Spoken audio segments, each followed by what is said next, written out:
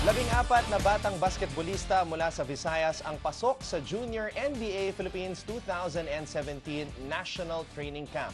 7 batang lalaki at 7 batang babae ang kakatawan sa Visayas Region sa gaganaping National Training Camp sa Maynila ngayong May 12 to 14. Nagmula sila sa iba't ibang lugar sa Visayas gaya ng Cebu, Bacolod, Cagayan de Oro, Leyte at Misamis Oriental.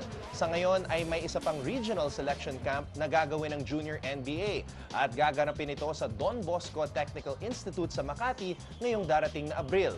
Bukas ito para sa mga batang mahilig sa basketball na nasa edad na 10 hanggang 14. Para sa detalye, maaaring bumisita sa Junior NBA page sa Facebook. Hi guys! Keep watching The Score for the latest sports updates and don't forget to subscribe to the ABS-CBN Sports in Action YouTube channel.